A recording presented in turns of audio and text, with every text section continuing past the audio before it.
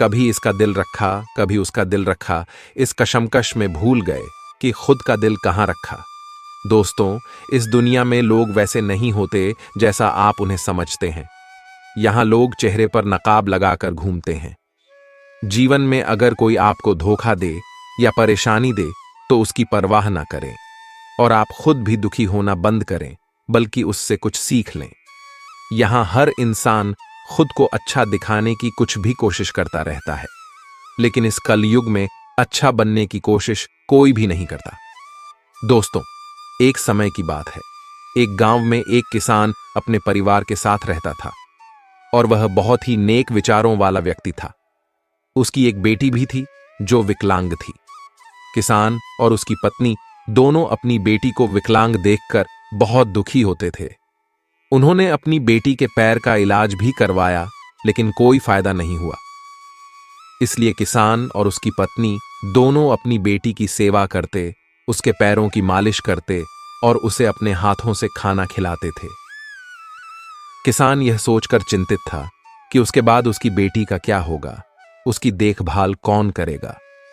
किसान के गांव के पास ही दूसरे गांव में एक प्रसिद्ध व्यक्ति था जो एक संत महात्मा थे। किसान अपनी पत्नी के साथ उन संत महात्मा की सेवा करने जाता था और उनके उपदेश सुनता था। वहां आने वाले लोगों की सेवा करता था। एक दिन जैसे ही महात्मा जी का उपदेश समाप्त हुआ, किसान ने कहा कि महात्मा जी, मेरा परिवार आपकी और लोगों की बहुत सेवा करता है, कभी किसी को नुकसान नहीं पहुंचाता, अहिंसा के मार्ग पर चलता है और सच्चे मन से भगवान की पूजा करता है। फिर भी हमारी बेटी विकलांग क्यों पैदा हुई? उसे विकलांग देखकर हमें बुरा लगता है। किसान की यह बात सुनकर महात्मा ने अपनी आंखें बंद कर लीं और कुछ देर बाद फिर आंखें खोलीं और कहा कि मैंने तुम्हारा पिछला जन्म देखा है और यह सब तुम्हारे पिछले जन्म के पापों का फल है। आपका पुत्र साथ रहता था, वह नगर के बाहर राजा के यहां नौकरी करता था और जो पिछले जन्म में आपकी बहू थी, वह अब आपके घर में आपकी पुत्री है। वहां एक दुधारू गाय भी थी जिसकी आप बहुत सेवा किया करते थे, परंतु अपनी पुत्र वधू के साथ आपका व्यवहार बहुत गलत था। आप हमेशा अपनी बहू को बहुत परेशान करते थे और उससे झूठ बोलते थे। आपके बुरे वचन सुनकर आपकी पुत्र वधू बहुत दुखी हुई, लेकिन फिर भी उसने कुछ नहीं किया, वह कुछ बोली ही नहीं। एक बार की बात है, वह अपनी सहेलियों के साथ मेला देखने गई थी।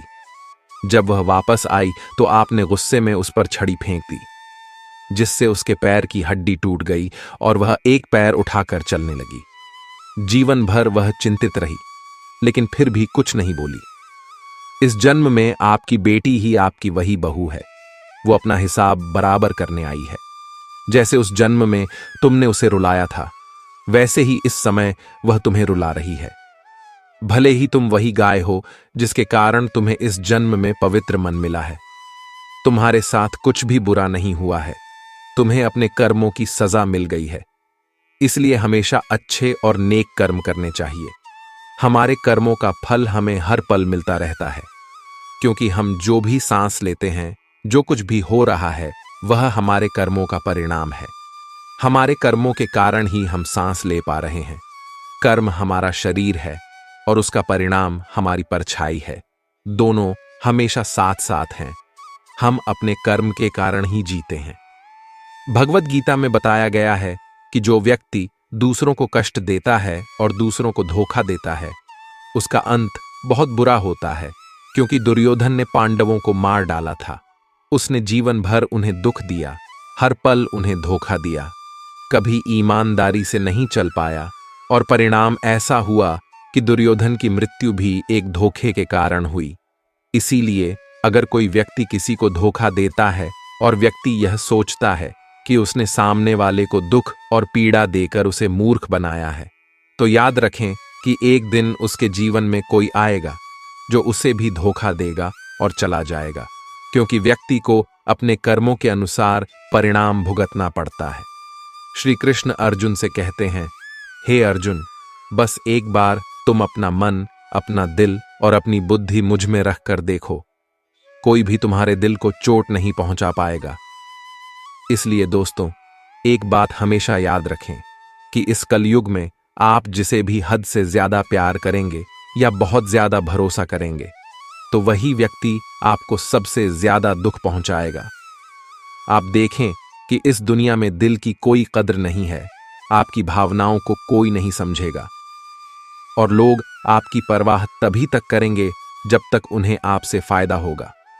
उस समय लोग आपके साथ अच्छे व्यवहार करेंगे, आपसे मीठा व्यवहार करेंगे।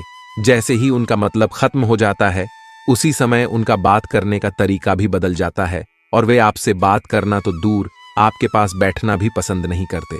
इसीलिए जब आप किसी से पहली बार मिले तो उस पर भरोसा ना करें। वह सिर्फ आपको दिखाने का मुखौटा है, आपको फंसाने का। अब यह आप पर निर्भर करता है कि आप उस व्यक्ति से फंसना चाहते हैं या खुद से। आपको समझदारी से काम लेना होगा। गीता में श्री कृष्ण कहते हैं कि तुम्हें अपने बीते समय को भूल जाना चाहिए, क्योंकि यदि तुम उस समय को याद करोगे तो तुम स्वयं ही परेशान हो जाओगे। क्योंकि यदि तुम बीते हुए समय के साथ जियोगे तो वह वैसा ही रहेगा। यदि आप दुख में जीते रहेंगे तो आप जीवन भर कभी भी खुश नहीं रह पाएंगे। बुद्धिमान व्यक्ति अतीत को भूल जाता है। भगवान श्री कृष्ण कहते हैं कि जब भी आप अपने जीवन में अकेलापन महसूस करें तो गीता का पाठ पढ़े। इस सत्य को ठीक से समझ ले कि आप इस दुनिया में अकेले आए थे और अकेले ही जा रहे हैं, और खाली हाथ आए थे और खाली हाथ ही जाना है। गीता में श्री कृष्ण अर्जुन से कहते हैं कि इस संसार में जो लोग मुझ पर विश्वास करते हैं, जो मुझे सुबह शाम याद करता है, मैं उन्हें कभी नहीं छोड़ता। इस संसार में सभी मेरे बच्चे हैं, सभी मेरे ही अंश हैं। इसीलिए मैं मनुष्य, जानवर, सभी को ईश्वर की संतान कहता हूं। इसीलिए अकेलेपन से कभी दुखी नहीं होना चाहिए, कभी भी डरना नहीं चाहिए। लेकिन एक बात से जरूर डरना चाहिए, जो व्यक्ति गलत है और पाप करता है, उसका कभी भी साथ नहीं देना चाहिए। अकेलेपन से डरना बंद करो, दुखी होना बंद करो। इस दुनिया में कोई किसी का नहीं होता, इसलिए जीवन में कभी किसी की वजह से दुखी नहीं होना चाहिए। उसी से प्रेम करो जो आपके प्रेम के योग्य है। गीता में श्री कृष्ण कहते हैं कि मनुष्य का क्रोध मनुष्य को नष्ट कर देता है। क्रोधी व्यक्ति का कोई मित्र नहीं होता। क्रोधी मनुष्य से हर मनुष्य दूर भागता है। उसके सारे रिश्ते खत्म हो जाते हैं और कोई भी उसके साथ नहीं रहना चाहता। भगवान श्री कृष्ण भगवत गीता उपदेश देते हैं कि आप कितने भी अच्छे क्यों ना हो, कितने भी सही क्यों ना हो, यदि आप बुरे लोगों की संगति में रहेंगे तो आपका भी वही हाल होगा जो बुरे लोगों का होगा। क्या आप जानते हैं कि भीष्म पितामह ब्रह्मचारी और धार्मिक व्यक्ति थे, लेकिन जब भीष्म पितामह अधर्म के पक्ष में खड़े हुए तो उनका अंत मृत्यु से हुआ। उनका भाग्य भी एक अधर्मी मनुष्य के समान ही था। मृत्यु के समय उन्हें दुखों का सामना करना पड़ा, उन्हें भयंकर कष्ट का सामना करना पड़ा। इसलिए कभी भी गलत लोगों की संगति में नहीं रहना चाहिए। गीता में श्री कृष्ण कहते हैं कि मनुष्य को अपने मन पर नियंत्रण रखना चाहिए, व्यक्ति को शांत रहना चाहिए, क्योंकि जिस व्यक्ति का मन अशांत होता है उसे जीवन में दुख के अलावा कुछ नहीं मिलता है। अशांत मन व्यक्ति में दुखों को जन्म देता है और शांत मन परम सुख को जन्म देता है।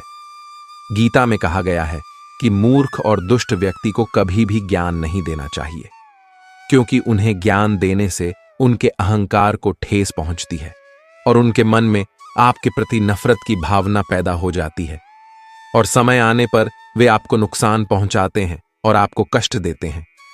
जो व्यक्ति आपके सामने स्नेह दिखाता है, वही व्यक्ति आपके पीठ पीछे आपको नुकसान जरूर पहुंचाएगा। इसलिए ऐसे लोगों से दूर रहना चाहिए। जहां आपके लिए प्यार और सम्मान ना हो, वहां कभी नहीं जाना चाहिए। जब महाभारत युद्ध शुरू होने से पहले भगवान श्री कृष्ण पांडवों की ओर से शांति का प्रस्ताव लेकर हस्तिनापुर गए थे। उस समय शकुनी, जो दुर्योधन का मामा था, उसने दुर्योधन से कहा था कि यह कृष्ण बहुत मायावी है, अगर यह हमारे पक्ष में आ गया तो समझो पांडव हार जाएंगे। उसे बुलाओ और उसकी खूब सेवा करो, उसे अपने घर बुलाओ, उसे खुश करने की कोशिश करो। जब श्री कृष्ण हस्तिनापुर पहुंचे तो दुर्योधन ने श्री कृष्ण से अपने घर आने को कहा, निमंत्रण दिया और श्री कृष्ण से कहा, हे श्री कृष्ण, मेरे घर आओ, मेरा निमंत्रण स्वीकार करो और मेरे घर भोजन करो। तब श्री कृष्ण ने दुर्योधन से कहा, हे दुर्योधन, मनुष्य को किसी के घर भोजन तभी करना चाहिए जब वे लोग तुमसे बहुत प्यार करते हैं या हमारे जीवन में कोई बड़ी समस्या है। हे दुर्योधन, कान खोलकर सुन लो, ना तो मेरी जिंदगी में कोई समस्या आई है और ना ही तुम्हारे चेहरे पर कोई प्यार है, इसलिए मैं तुम्हारा निमंत्रण स्वीकार नहीं करूंगा। मैं जानता हूं कि तुम केवल अपने स्वार्थ की पूर्ति के लिए मुझे अपने घर बुला रहे हो। दोस्तों, स्वार्थी लोगों के घर कभी नहीं जाना चाहिए। यह हमें सिखाता है कि अगर किसी के पास आपके लिए ना दिल है, ना कोई प्यार है, ना कोई सम्मान है, आपको वहां कभी नहीं जाना चाहिए। आपको केवल उन्हीं जगहों पर जाना चाहिए जहां आपको सम्मान मिले और जहां आपको बहुत प्यार मिले।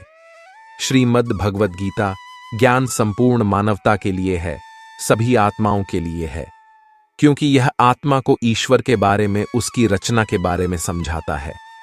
और सबसे महत्वपूर्ण बात यह है कि यह उन नियमों के बारे में बताता है जिनका पालन एक इंसान के रूप में आत्मा को हर स्थिति में करना होता है और अपनी रक्षा करनी होती है, और इन नियमों के आधार पर ही आत्मा अपनी रक्षा कर सकती है। शरीर त्यागने पर व्यक्ति की परीक्षा होगी और इस परीक्षा में उत्तीर्ण होने के बाद वह इस जन्म और मृत्यु से हमेशा के लिए मुक्त हो जाएगा।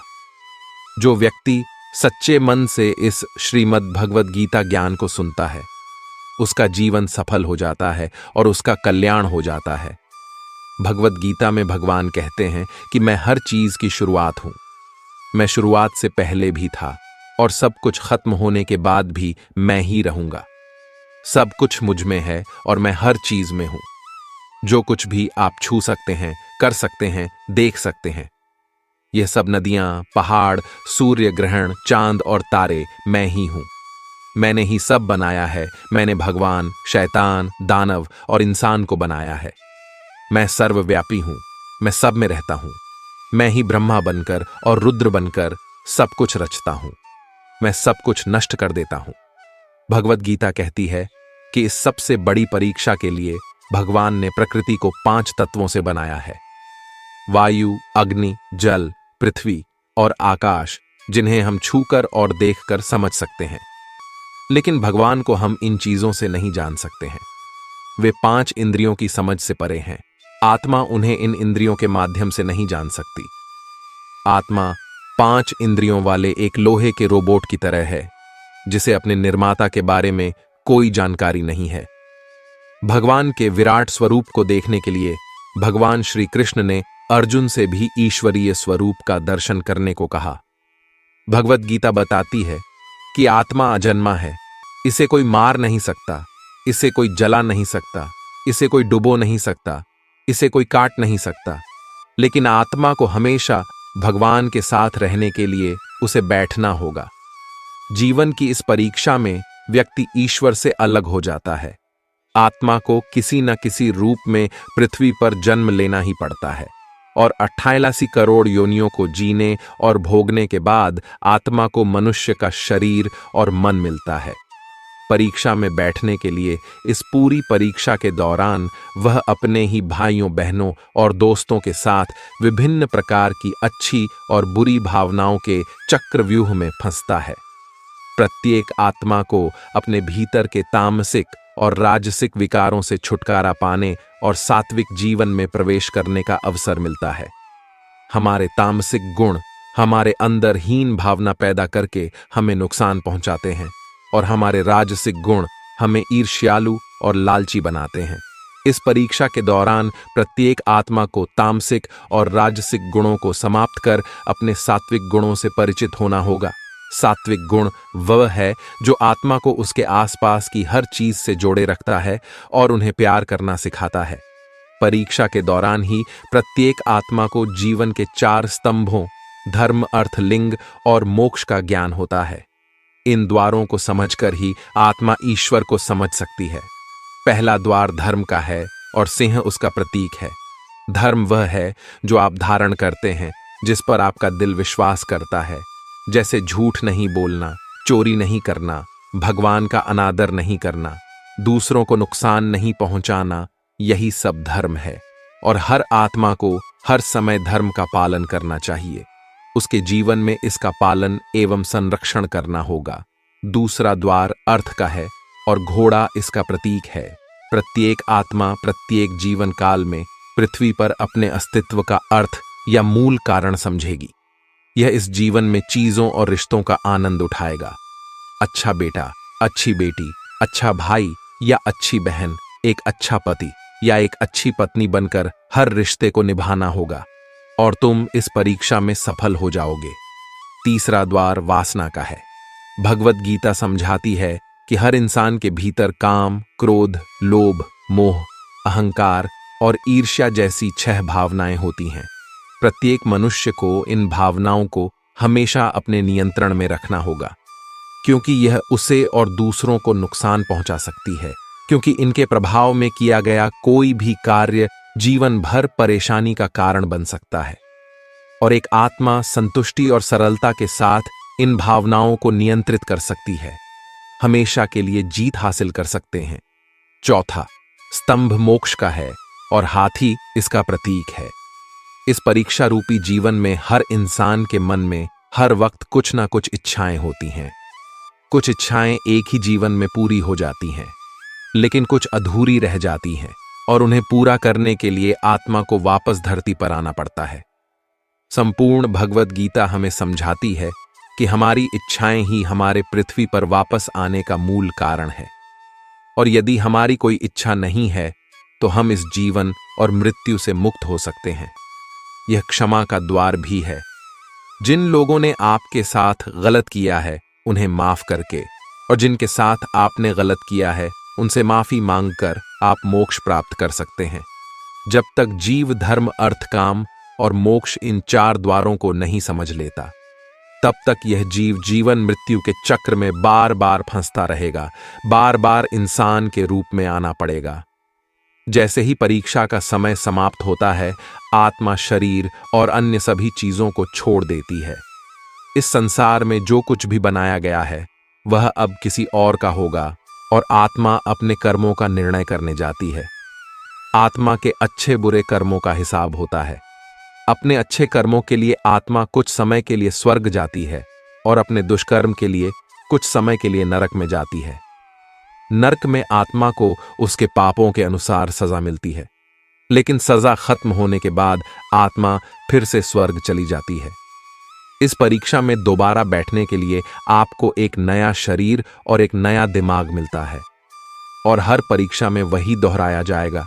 जीवन के 4 आधार धर्म, अर्थ, काम और मोक्ष को प्रत्येक जीवा आत्मा अपने कई जन्मों के कर्मों के अनुसार हर जन्म में समझती है।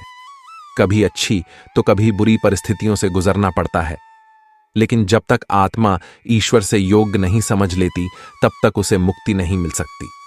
भगवत गीता बताती है कि मनुष्य अपने शरीर, मन या हृदय के माध्यम से भगवान को पा सकता है। कर्मों द्वारा ईश्वर को प्राप्त करना कर्म योग कहलाता है। ऐसे कार्य ईश्वर की इच्छा के अनुसार किए जाते हैं और दूसरों के कल्याण के लिए होते हैं।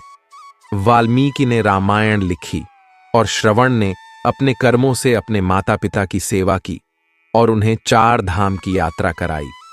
श्रीमद् भगवत गीता बताती है कि आत्मा मन के माध्यम से भी ईश्वर को प्राप्त कर सकती है। इसे राजयोग कहा जाता है क्योंकि मन या मस्तिष्क सभी इंद्रियों का राजा है। मनुष्य इस योग को अपनी आस्था, श्वास, प्रणाली, अभ्यास, साधना और तपस्या के माध्यम से प्राप्त करता है। इस योग को समझने के लिए हमें अपने अंदर की शक्तियों यानी चक्र और कुंडलिनी को समझना होगा। मन से ध्यान करके आत्मा परमात्मा के साथ योग कर सकती है। शंकराचार्य, स्वामी परमहंस, स्वामी विवेकानंद और उनके जैसे अनेक योगी इसी योग के माध्यम से ईश्वर को पाते हैं। भगवान भगवत गीता में कहते हैं कि यदि कोई व्यक्ति ध्यान कर सकता है तो वह धर्म या योग के बारे में कुछ भी नहीं समझ सकता है। लेकिन यदि वह मेरे प्रति समर्पण करता है तो मैं उसके सभी पापों को माफ कर देता हूं। हृदय की गहराइयों से पुकार कर ईश्वर को प्राप्त करना ही भक्ति योग कहलाता है। चैतन्य महाप्रभु, मीराबाई और भगवान हनुमान ऐसे ही उदाहरण हैं। यह योग का सबसे बड़ा उदाहरण है। लेकिन कभी कभी यदि आत्मा अपने अस्तित्व के मूल कारण को भूल जाती है और धर्म का उल्लंघन करती है या पाप के रास्ते पर चली जाती है, तो उसे ठीक करने के लिए स्वयं भगवान को किसी न किसी रूप में पृथ्वी पर जन्म लेना पड़ता है। व्यक्ति को अपने द्वारा किए गए सभी शुभ अशुभ कर्मों का फल अवश्य भोगना पड़ता है।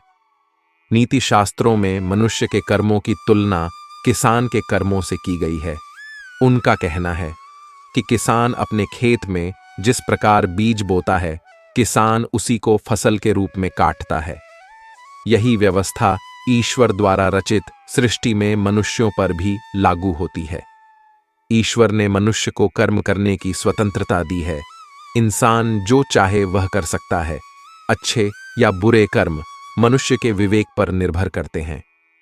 यह इस बात पर निर्भर करता है कि मनुष्य अपने जीवन में क्या कर्म करता है, उसका जीवन कैसा बनेगा। लेकिन ईश्वर ने मनुष्य को केवल कर्म करने की ही स्वतंत्रता दी है। कर्मों के फल की व्यवस्था ईश्वर के अधीन है।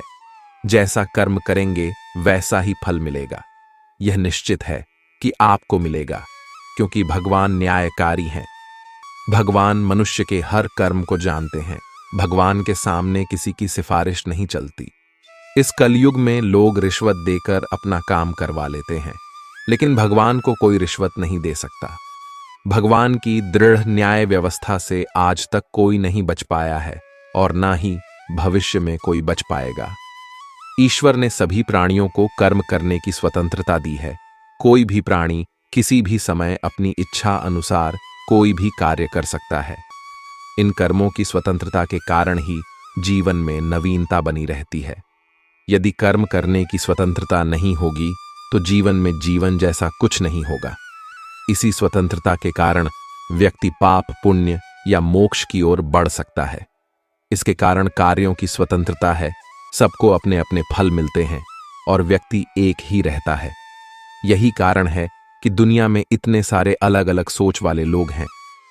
इसीलिए भगवान गीता में कहते हैं कि सभी प्राणी अपने कर्म करने के लिए स्वतंत्र हैं। व्यक्ति अनेक प्रकार के कर्म करता है, जिनमें अधिकतर कर्म बंधनकारी होते हैं। बंधन का अर्थ यह है कि वे अपना फल देते हैं और व्यक्ति को संसार में फंसाए रखते हैं, क्योंकि यह कर्म मोह और अहंकार से किए जाते हैं। जबकि कुछ अन्य प्रकार के कर्म भी होते हैं जिनमें हम कर्म तो करते हैं, लेकिन उनका परिणाम हमारे मन में जमा नहीं होता है। ऐसे कर्मों को करने की विधि भगवान ने बताई है कि कर्म इस प्रकार करना चाहिए कि उसके फल के प्रति कोई मोह ना रहे। इसके लिए भगवान कहते हैं कि तुम यह कर्म मुझे अर्पण कर दो। यह एक ऐसी प्रक्रिया है जिसमें व्यक्ति के अंदर कार्य करने का कोई अहंकार नहीं होता है और उस कर्म के फल की कोई इच्छा नहीं होती। इस प्रकार यह कर्म शुद्ध कर्म कहलाते हैं, जो व्यक्ति को बांधते नहीं बल्कि मुक्ति में सहायक होते हैं।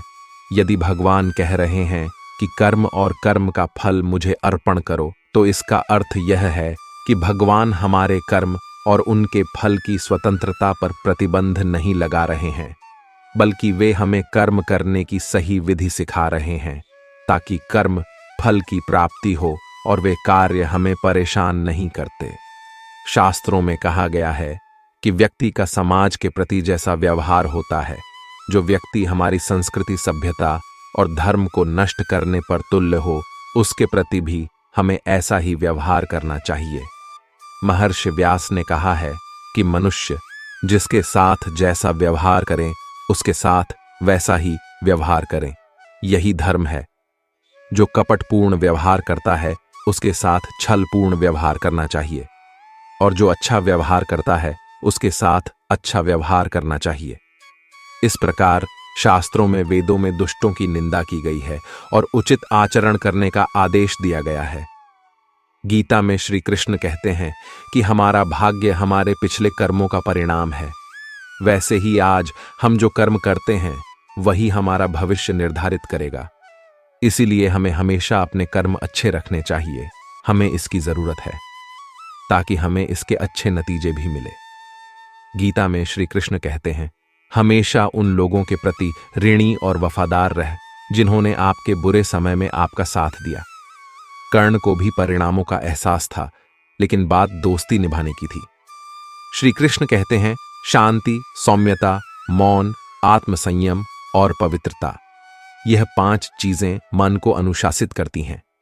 यह सभी गुण हर व्यक्ति में होने चाहिए, तभी वह सही रास्ते पर चल सकता है। गीता में कहा गया है कि आप किसी का भाग्य नहीं बदल सकते, लेकिन अच्छी प्रेरणा देकर उसका मार्गदर्शन जरूर कर सकते हैं। श्री कृष्ण के अनुसार जीवन में कभी मौका मिले तो आप सारथी बन सकते हैं। यह स्वार्थ नहीं है। अहंकार मनुष्य से सब कुछ करवाता है, जो अंततः उसके विनाश का कारण बनता है। इसलिए मनुष्य को जितनी जल्दी हो सके अपने अहंकार का त्याग कर देना चाहिए। श्री कृष्ण कहते हैं, कर्म वो फसल है जिसे मनुष्य को हर परिस्थिति में स्वयं काटना पड़ता है। इसलिए हमेशा अच्छे बीज ही बोए ताकि फसल अच्छी हो। कर्म चक्र में फंसने के बाद मनुष्य के कर्म की गति धीमी हो जाती है और वह धीरे धीरे लक्ष्य से दूर होता चला जाता है। इसीलिए कर्म की गति निरंतर चलती रहे, लेकिन धीमी ना हो। भगवान कृष्ण ने अर्जुन को यह महान संदेश दिया था कि तुम चिंता मत करो, लड़ते रहो। कौन हारेगा और कौन जीतेगा, यह सब समय और परिस्थिति के अनुसार स्वतः ही तय हो जाएगा। यह बात हमारी जिंदगी पर भी पूरी तरह लागू होती है। अगर हम सभी चीजों के फायदे और नुकसान देखकर उस काम को करना बंद कर दें, तो आखिर में क्या होगा?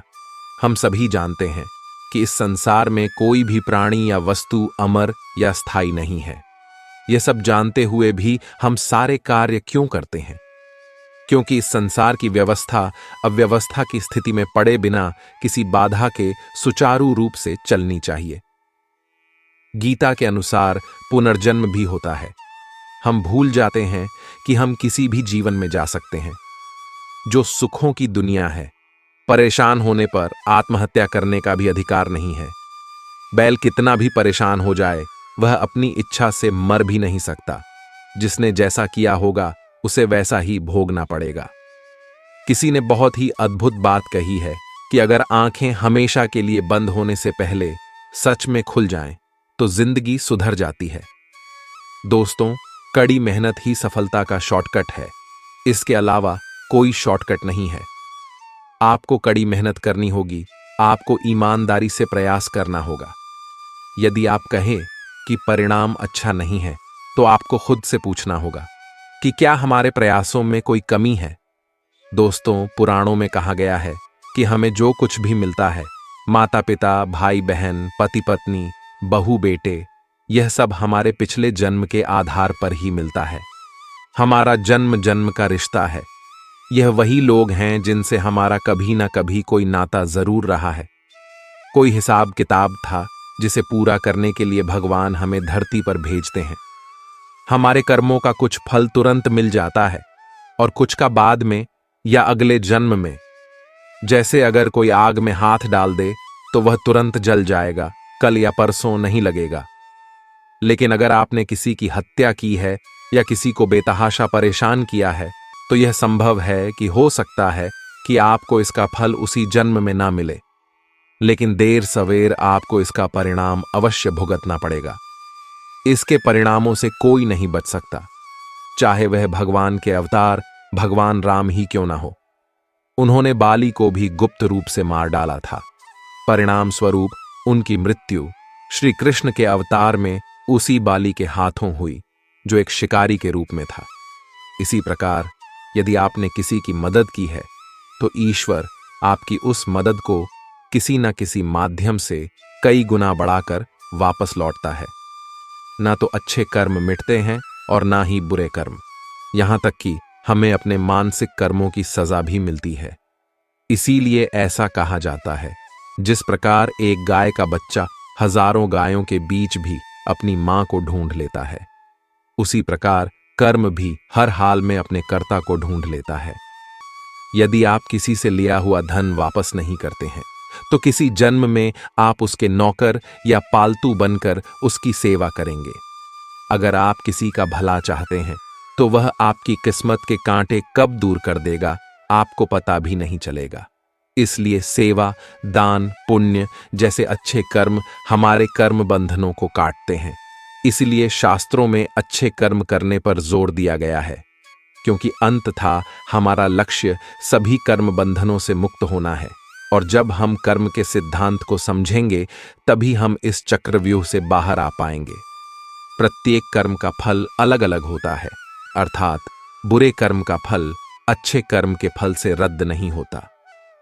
उदाहरण के लिए दैनिक कर्मों का फल तो तुरंत मिल जाता है, लेकिन कुछ कर्मों का फल एकत्रित हो जाता है और कुछ समय बाद इसी जन्म या अगले जन्म में प्रारब्ध के रूप में प्राप्त होता है। ऐसे कर्म क्रिया माण कर्म कहलाते हैं। जिन कर्मों का फल एक एक साथ नहीं मिलता वे संचित कर्म कहलाते हैं, और संचित कर्म प्रारब्ध के रूप में विभिन्न रूपों में भोगते हैं और धीरे धीरे समाप्त हो जाते हैं। अंत में जीव शेष कर्मों को पुनः प्रारब्ध के रूप में लौटता है। अन्य जन्मों और मनुष्य जन्म में अंतर यह है कि जहां अन्य जन्मों में प्रारब्ध कर्मों को भोगने के साथ ही वे निरस्त हो जाते हैं, वहीं मानव जीवन में प्रारब्ध कर्मों को भोगने के साथ ही वे निरस्त हो जाते हैं। लेकिन वास्तव में हर व्यक्ति कर्म फल भोगता है। मानव शरीर में अनुभव किए जाने वाले कर्म को प्रारंभ में क्रियामान कर्म कहा जाता है, जो बाद में संचित और प्रारब्ध कर्मों का स्रोत बन जाता है। इस प्रकार यह चक्र युग युग तक चलता रहता है, जब तक कि जीव मोक्ष प्राप्त नहीं कर लेता, जब तक व्यक्ति जन्म मृत्यु के चक्र से मुक्त ना हो जाए। आइए संक्षेप में मोक्ष का भी जिक्र करते हैं, क्योंकि मोक्ष हमारे द्वारा किए गए कर्मों के तरीके पर भी निर्भर करता है। जब जीव मनुष्य के पाप और पुण्य दोनों से मुक्त हो जाता है, जब कर्मों का फल शून्य हो जाता है, तो वह मोक्ष का पात्र बन जाता है। गीता और ब्रह्म विद्या शास्त्र में कहा गया है कि जब हम निस्वार्थ भाव से कर्म करते हैं तो हमें उन कर्मों का फल नहीं भोगना पड़ता। इसका अर्थ यह है कि यदि मनुष्य का अपने भाग्य के कर्मों को भोगने का तरीका निष्फल है तो प्रारब्ध के कर्म निरस्त हो जाएंगे, परंतु नए कर्म उत्पन्न हो जाएंगे, कर्म प्राप्त नहीं होंगे, अर्थात ना तो उनका संचय होगा और ना ही नए भाग्य का निर्माण होगा। निष्काम कर्म का अर्थ है अपने आप को ईश्वर का सेवक मानकर ईश्वर के वचनों के अनुसार अपने कर्तव्यों का पालन करना, लेकिन उनके फल की कोई इच्छा न करना, जिसके लिए ईश्वर ही सब कुछ है और जो हर कार्य में मौजूद है, जो भगवान को देखता है और प्रत्येक कार्य भगवान के लिए करता है, वह मोक्ष के योग्य है। श्री कृष्ण कहते हैं, जो व्यक्ति मुझसे परम प्रेम करता है और मेरे भक्तों को इस परम रहस्य से युक्त गीता शास्त्र को बताता है, वह मुझे ही प्राप्त करेगा। मनुष्यों में ना तो कोई है और ना भविष्य में। संपूर्ण पृथ्वी पर उससे बढ़कर मेरा कोई प्रिय व्यक्ति नहीं होगा। जो मनुष्य श्रद्धापूर्वक तथा दोष रहित होकर इस गीता शास्त्र को सुनेगा, वह समस्त पापों से मुक्त होकर मेरे परम धाम को प्राप्त होगा। मनुष्य अपना जीवन सरलता से तो जी सकता है, लेकिन फिर भी वह कभी भी सरल जीवन नहीं जी सकता। वह पाता है कि वह सदैव चिंताओं से घिरा रहता है, अतीत की बातों को सोच सोच कर परेशान रहता है, उसे मृत्यु का भय सताने लगता है। वह ना तो अपना जीवन ठीक से जी पाता है और ना ही मृत्यु को गले लगा पाता है। बुद्धिमान व्यक्ति ना तो मरने से डरता है, ना ही वह मृतकों के लिए शोक मनाता है और ना ही जो जीवित हैं उनके लिए शोक मनाता है, क्योंकि वह जानता है कि जो मर गया वह फिर से जन्म लेगा और जो जीवित है वह एक दिन अवश्य मरेगा। कान्हा कहते हैं, मैं तुम्हारा अतीत ठीक नहीं कर सकता, लेकिन यदि तुम अपने वर्तमान में अच्छे कर्म करोगे तो मैं तुम्हारा आने वाला कल अवश्य प्रकट कर दूंगा। अगर आप भगवान से कुछ मांगते हैं तो उनसे से नाराज ना हो, क्योंकि भगवान वो नहीं देते जो आपको अच्छा लगता है, बल्कि वह तो वही देते हैं जो आपके लिए अच्छा होता है। जिस प्रकार समुद्र पार करने के लिए नाव ही एकमात्र साधन है, उसी प्रकार स्वर्ग तक जाने का एकमात्र साधन सत्य है। हम ना भी बोले तो भी वह सुनता है, इसीलिए उसका नाम भगवान है। दोस्तों, भगवान श्री कृष्ण कहते हैं कि आपको अपना मन हमेशा सही जगह पर रखना चाहिए। आपको अपने आप पर नियंत्रण रखना चाहिए। आपको कभी भी अहंकार नहीं करना चाहिए।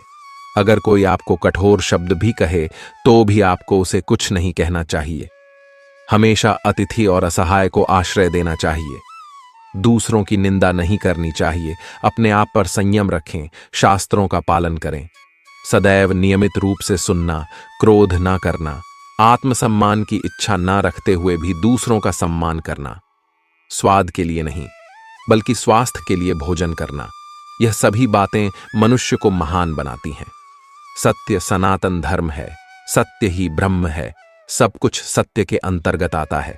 सत्य से ही मनुष्य स्वर्ग जाता है। झूठ हमें अंधकार की ओर ले जाता है। यहां प्रकाश का अर्थ स्वर्ग और नरक का अर्थ अंधकार है। सभी प्राणियों को समान समझना, ईर्ष्या और द्वेष से दूर रहना, लज्जा जैसे गुणों को अपनाना, दुष्कर्म से दूर रहना, किसी को कष्ट न देना, इंद्रियों को वश में रखना, मन की पवित्रता बनाए रखना, सत्य बोलना, क्षमा करना, साहस करना और ज्ञान आदि, यह 13 सच्चे धर्म है। वेद भी सत्य का उपदेश करते हैं। सत्य बोलना हजारों अश्वमेध यज्ञों के फल के बराबर है। वो कभी भी कठोर वचन ना बोले। हमेशा ऐसे शब्द बोले जो दूसरों को पसंद आए। दूसरों को बुरा बोलना, निंदा करना, भला बुरा कहना, यह सब छोड़ देना चाहिए। दूसरों का सम्मान करना, अहंकार दिखाना, यह सब अवगुण है। इस लोक में इच्छा पूरी होने पर जो सुख मिलता है और परलोक में जो सुख मिलता है, वह उस सुख का अंश मात्र भी नहीं होता जो हमें परलोक में मिलता है। इच्छाओं से मुक्त खुद पर नियंत्रण रखने के लिए व्यक्ति को सबसे पहले लालच और मोह से छुटकारा पाना होगा। मोह का परिणाम मृत्यु है और सत्य का परिणाम अमृत है। इसीलिए मृत्यु और अमृत दोनों ही मनुष्य के वश में है। सारा संसार बुढ़ापे से घिरा हुआ है। दिन बदन मौत उस पर वार कर रही है। दिन आता है और रात बीत जाती है। तुरंत जागे, अपना समय बर्बाद ना करें। अपने कल्याण के लिए कुछ काम करें। आपका काम पूरा नहीं होता तब तक मौत आपको अपने साथ ले जाती है। गरीबी को स्वेच्छा से स्वीकार करने से सुख मिलता है। यह खुशी इंसान के लिए फायदेमंद होती है, क्योंकि इस रास्ते पर चलने से ना तो कोई परेशानी होती है और ना ही कोई आपका दुश्मन बनता है। यह मार्ग कठिन लग सकता है, लेकिन यह मार्ग एक अच्छे व्यक्ति के लिए उपयुक्त और आसान है, जो पवित्र जीवन जीना चाहता है, क्योंकि ऐसे व्यक्ति के लिए धन का कोई मोह नहीं होता है। उनके लिए इससे बढ़कर कोई अन्य धन या खुशी नहीं होती है। राज्य को संतुलन में रखने में कोई झिझक नहीं होती। धनवान व्यक्ति को सदैव मृत्यु का भय सताता रहता है। इच्छाओं को पूरा करने की बजाय उन्हें छोड़ देना ही बेहतर है, क्योंकि त्याग के बिना कुछ भी हासिल नहीं होता। त्याग से मनुष्य को परम सुख की अनुभूति होती है। त्याग के बिना परम आदर्श की प्राप्ति नहीं हो सकती, ऐसा भगवान श्री कृष्ण कहते हैं। मोह और कामनाओं का त्याग कर दें और अपने मन को शांत कर ले। ऐसा व्यक्ति सदैव सुखी रहता है, जो अनावश्यक बातों की चिंता नहीं करता, सत्य का पालन करता है और जिसे सांसारिक मोह नहीं होता। हर दुख 2 तरह के लोगों को मिलता है। एक वे हैं जो मूर्ख हैं और दूसरे वो जिन्होंने ज्ञान का परम प्रकाश प्राप्त कर लिया है। जो लोग इन दोनों के बीच फंसे रहते हैं वे दुखी होते हैं। जो स्वयं को अनावश्यक रूप से दुखी करता है वह अपने पास मौजूद सभी चीजों को नष्ट कर देता है। जो लोग दूसरों के सुख और धन को देखकर ईर्ष्या नहीं करते, विद्वानों का सम्मान करते हैं, कहीं से भी धर्म की शिक्षा सुनते हैं, अपना रास्ता खुद बनाते हैं, आलसी नहीं होते हैं, अपने सभी काम समय पर करते हैं, ऐसे लोग ही होते हैं जो खुशियों के भागीदार हैं। दोस्तों, आप सभी ने अपने जीवन में एक कहावत तो जरूर सुनी होगी कि एक चुप रहने वाला 100 को हरा देता है, एक चुप रहने वाला 100 को खुशी देता है। इसीलिए कई बार हम चुप रह जाते हैं, क्योंकि यह भी सच है कि एक मूर्ख व्यक्ति के सामने चुप रहने से बेहतर कोई जवाब नहीं हो सकता। लेकिन जीवन में हमेशा चुप रहना उचित नहीं है। गीता में कहा गया है कि जहां पाप का जोर बढ़ रहा है और जहां छल कपट हो रहा है, वहां चुप रहने से भी ज्यादा गंभीर अपराध होते हैं। हम सभी के जीवन में कभी ना कभी एक समस्या जरूर आती है कि हम किसी शक्तिशाली व्यक्ति के सामने चुप हो जाते हैं। ऐसा क्यों है कि हम उसकी शक्ति से बचने के लिए चुप रहते हैं? हमारा मानना है कि ऐसा करने से हम विवाद से बच पाएंगे। आगे आप संघर्ष को टाल भी सकते हैं, लेकिन ऐसा टालना देर सबेर बड़े संघर्ष को जन्म देता है।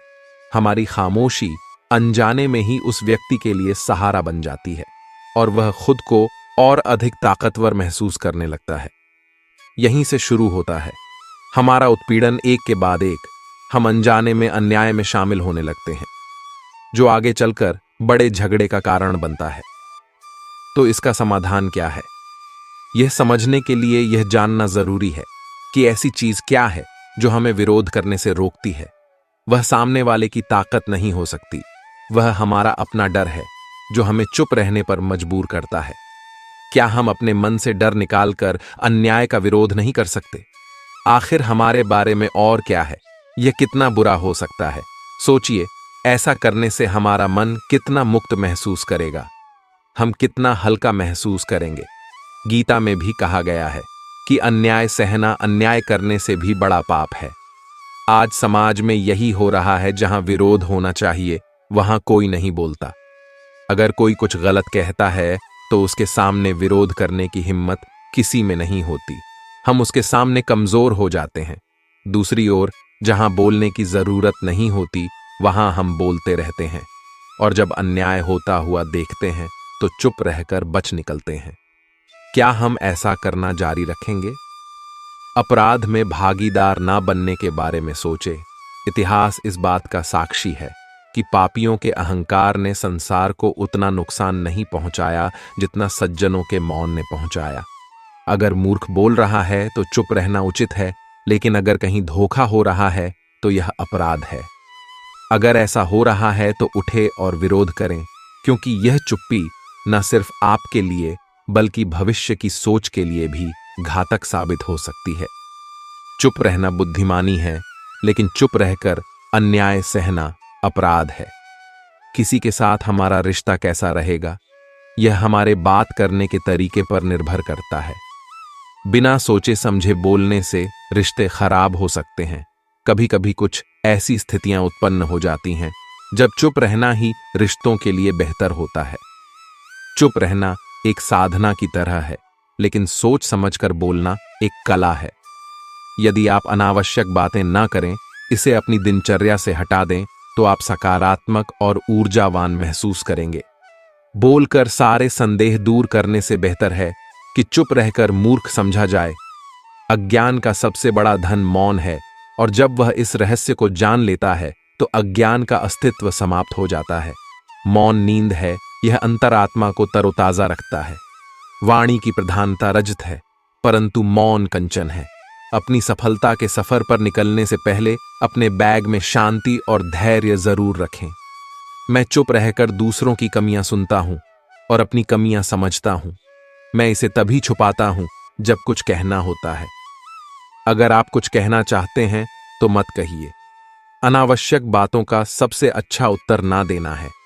प्रश्न का उत्तर शांतिपूर्वक बहस करके दिया जाता है। बहस करने वालों में से एक का उत्तर खो जाता है। यदि कोई व्यक्ति शांत रहता है तो बहस कभी नहीं हो सकती।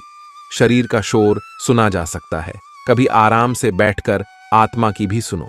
मौन नींद की तरह है, यह ज्ञान में नई ऊर्जा पैदा करता है। सही जगह पर और सही कारण से बोलना जरूरी है, नहीं तो चुप ही रहना पड़ता है। यदि आप चाहते हैं कि लोग आपको जाने तो बेहतर है मौन रहे। यदि कोई व्यक्ति सोचता है कि आप आपकी वास्तविक क्षमता से अधिक सक्षम है तो कम बोले। बुद्धिमान शब्द बोलने की अपेक्षा बुद्धिमान दिखना अधिक आसान है। कब और कहां चुप रहना है? अगर कोई व्यक्ति यह सीख ले तो उसके जीवन की आधी परेशानियां अपने आप ही दूर हो जाएंगी। चुप रहना कोई आसान काम नहीं है, इसके लिए साहस और धैर्य की भी जरूरत होती है। मौन की उतनी ही आवश्यकता है जितनी कि यह व्यक्ति को क्रोध को दबाने में सहायता करता है। मौन खाली नहीं है, यह उत्तरों से भरा है। जब आप अकेले हो तो आप क्रोधित नहीं हो सकते। आत्मा का सामना करने से बचने के लिए आप कुछ भी करेंगे। मौन रहकर आप कई समस्याओं से दूर रह सकते हैं। विधाता ने मौन को अज्ञान का आवरण बना दिया है। यह ज्ञानियों की सभा में अज्ञान का आभूषण है। मौन में शब्दों से अधिक शक्ति होती है। यदि आप दूसरों के विचारों पर नियंत्रण करना चाहते हैं तो सबसे पहले अपने विचारों पर नियंत्रण रखें। अपने विचारों को नियंत्रित करने का सबसे आसान तरीका है कम बोलना या चुप रहना। इस दुनिया में वही इंसान सबसे ज्यादा खुश और समृद्ध है जो गुस्सा आने पर खुद को चुप रखता है। जो लोग आपको गलत समझना चाहते हैं वे आपकी चुप्पी का भी गलत मतलब निकालेंगे। ईश्वर के दरबार में वकालत बड़ी अनोखी है। चुप रहो और अपना काम करो। अगर आपको किसी सवाल का जवाब नहीं पता तो आपको चुप रहना चाहिए। कभी कभी चुप रहना और यह देखना बुद्धिमानी है कि जो लोग सही और आवश्यकता अनुसार बोलते हैं वे चमत्कार भी हासिल कर सकते हैं। जब आपको नहीं पता कि किसी खास मौके पर क्या बोलना है या आपको किसी खास घटना के बारे में आधी अधूरी जानकारी है तो ऐसे मौके पर भी आपको चुप रहना चाहिए। कोई ऐसा व्यक्ति हो जो आधा अधूरा ज्ञान होने के बाद भी उस विषय पर बात करता है तो अक्सर उपहास का पात्र बन जाता है। ऐसे व्यक्ति को कोई भी गंभीरता से नहीं लेता। केवल वही व्यक्ति अपनी बात प्रभावी ढंग से प्रस्तुत कर सकता है जिसे उस विषय विशेष का ज्ञान हो। आपको घटना या विषय की गहरी जानकारी होनी चाहिए। इसलिए कभी भी इधर उधर से मिली अधूरी जानकारी के आधार पर लोगों को समझाने की कोशिश नहीं करनी चाहिए। जब कोई आपके सामने किसी तीसरे व्यक्ति की बुराई कर रहा हो तो ऐसी स्थिति में आपको चुप रहना चाहिए। कभी भी ऐसी नकारात्मक बातचीत का हिस्सा नहीं बनना चाहिए, क्योंकि आज जो व्यक्ति किसी तीसरे व्यक्ति के सामने आपकी बुराई कर रहा है वह कल किसी और के सामने आपकी बुराई करेगा। अगर कोई गलत कर रहा है तो आपको उसे जवाब देना चाहिए, क्योंकि कुछ लोग ऐसे भी होते हैं जिन्हें हमारी चुप्पी बर्दाश्त नहीं होती। गुस्से में चुप रहने का तरीका सिर्फ परिवार, करीबी रिश्तेदारों और कुछ करीबी दोस्तों के लिए ही उपयुक्त है, हर व्यक्ति के लिए नहीं। अगर आप हर जगह चुप रहने लगेंगे तो इसका गलत इस्तेमाल भी हो सकता है। जब कोई अपने जीवन की कोई दुखद घटना या समस्या साझा कर रहा हो तो आपको चुप रहकर सिर्फ उसकी बात सुननी है। ज्यादातर लोग तो ऐसे होते हैं जिनके सामने किसी ने अपनी समस्या बताई ही नहीं कि वे समाधान बताने लगते हैं। हालांकि जब कोई अपनी समस्या हमसे साझा करता है तो वह हमसे किसी सुझाव की अपेक्षा नहीं करता है। वह चाहता है कि हम उसकी बात ध्यान से सुनें, क्योंकि जब हम उसकी बात सुनते हैं तो हमें आंतरिक शांति मिलती है। उसे लगता है कि कोई उसकी बात समझ रहा है। अधिकांश समय जब लोग अपनी समस्या हमसे साझा करते हैं तो वे बस हमें अपना दृष्टिकोण बताना चाहते हैं। वे हमसे किसी भी प्रकार की सलाह नहीं चाहते, क्योंकि वे पहले से ही जानते हैं कि हम उन्हें कौन सी सलाह देंगे। मुसीबत के समय किसी व्यक्ति को सांत्वना देने का सबसे अच्छा तरीका उस व्यक्ति की बात ध्यान से सुनना है। जब हम बिना किसी सलाह के लोगों की बात ध्यान से सुनते हैं तो उनकी नजरों में हमारे लिए सम्मान और स्नेह की भावना पैदा होती है। उन्हें लगता है कि हम ज्यादा बुद्धिमान और शांत दिमाग वाले लोग हैं। तो अब जब भी अगली बार कोई आपको अपनी समस्या बताए तो उसकी बात ध्यान से सुने, और जब तक वह आपसे ना पूछे उसे किसी भी प्रकार की सलाह ना दें। यह मत सोचिए कि आप तस्वीरें देखकर अपना इतना समय बर्बाद कर रहे हैं। जब आप जीवन का हर छोटा छोटा काम पूरे ध्यान से करते हैं तो आपका जीवन ही एक साधना बन जाता है। ऐसे जीवन में शांति, स्थिरता, साहस और सफलता आती है। दूसरा उपाय है त्याग की भावना। त्याग का मतलब यह नहीं है कि आप सब कुछ त्याग कर जंगल में जाकर बैठ जाएं। त्याग का सही अर्थ यह है कि आप जो कार्य कर रहे हैं उसका परिणाम क्या होगा, इसकी चिंता किए बिना साक्षात्कार देते हैं। आप जो कर सकते हैं वह है पूरे मन से तैयारी करना और अपना सर्वश्रेष्ठ देना। नौकरी मिलना या ना मिलना आपके वश में नहीं है। इस परिणाम के पीछे अलग अलग चीजें हैं जो बिल्कुल भी आपके नियंत्रण में नहीं है। इसलिए जिस चीज के बारे में आप कुछ नहीं कर सकते उसकी चिंता भी न करें। यही त्याग का सच्चा अर्थ है और यही भगवान श्री कृष्ण का मन को चिंता की ज्वाला से बचाने का दूसरा उपाय है। याद रखें, आप एक संपूर्ण इंसान हैं, ज्ञान, संयम और कौशल से भरपूर व्यक्ति हैं। जब भी आपका मन आपको कोए की तरह अलग अलग बातों पर परेशान करने लगे तो अपने मन को प्यार से समझाएं और शांत करें। बस अपने आप पर विश्वास रखें कि आप कभी भी अपने साथ बुरा नहीं होने देंगे। महाभारत के महान युद्ध में अर्जुन के पुत्र अभिमन्यु की मृत्यु हो जाती है। अर्जुन बहुत दुखी होते हैं और रोते हुए श्री कृष्ण से कहते हैं, हे माधव, मैं अपने पुत्र के बिना नहीं रह सकता। मेरा पुत्र युद्ध में मारा गया है, मैं यह सहन नहीं कर सकता, मैं खुद को मार डालूंगा। भगवान श्री कृष्ण अर्जुन को प्रेत लोक में ले गए, जहां अभिमन्यु सुखपूर्वक बैठा था। यह देखकर अर्जुन बहुत प्रसन्न हुए और खुशी से रोते हुए उन्होंने अभिमन्यु को गले लगा लिया और कहा, हे पुत्र, मैंने तुम्हारे बिना जीने की आशा छोड़ दी है, अब मैं तुम्हें छोड़कर कहीं नहीं जाऊंगा। यह सुनकर अभिमन्यु ने कहा, हे श्रीमान, आप कौन हैं? मैं आपको नहीं जानता। अर्जुन ने कहा, मैं तुम्हारा पिता हूं, तुम मेरे पुत्र हो। अभिमन्यु ने कहा, कौन सा पुत्र और कौन सा पिता? मेरे तो हजारों जन्म हुए हैं, किसी जन्म में तुम पिता बनते हो, किसी जन्म में मेरे पुत्र बनते हो और मैं तुम्हारा पिता बनता हूं। आत्मा का ना तो कोई पिता है और ना ही कोई मां। यह सुनकर अर्जुन अपने होश खो बैठा और सोचने लगा, मेरा वीर पुत्र अभिमन्यु मुझे पहचान ही नहीं रहा है। उसी क्षण अर्जुन का सारा पुत्र मोह समाप्त हो गया। तब श्री कृष्ण ने अर्जुन को समझाते हुए कहा, हे अर्जुन, इस संसार में ना कोई तुम्हारा अपना है और ना ही पराया। तुम बस अपना कर्म करो, किसी के मरने का मोह मत करो। भगवान श्री कृष्ण अर्जुन से कहते हैं, कर्म ही पूजा है, कर्म ही भक्ति है, इसलिए कर्म पूरे मन से करना चाहिए। कृष्ण ने अर्जुन को कर्मयोगी बनने की सलाह दी। उन्होंने अर्जुन से कहा कि तुम जो भी कार्य करो यह सोचकर करो कि वह ईश्वर को समर्पित है। मृत्यु का भय व्यर्थ है, मृत्यु का भय हर व्यक्ति को होता है। भगवान कृष्ण कहते हैं कि संसार की रचना के बाद से ही जन्म और मृत्यु का चक्र चला आ रहा है और यह प्रकृति का नियम है, जिसके कारण जन्म होता है। मृत्यु अपरिहार्य है और मृत्यु के बाद जन्म अपरिहार्य है। इसलिए व्यक्ति को मृत्यु के डर के बिना वर्तमान में जीना चाहिए। महाभारत के दौरान अर्जुन का ध्यान भटक गया था और वह अपना हथियार भी नहीं उठा पा रहे थे। तब श्री कृष्ण ने अर्जुन से कहा कि सोचो तो, समय बहुत बलवान होता है। यदि आप शस्त्र नहीं उठाएंगे तो इन पापियों का विनाश नहीं होगा। हे अर्जुन, तू निमित्त है, लिखा है कि इनका विनाश अवश्य होगा। श्री कृष्ण ने अर्जुन से कहा कि अतीत और भविष्य की चिंता करना व्यर्थ है। भ्रम होने पर वर्तमान ही एकमात्र सत्य है।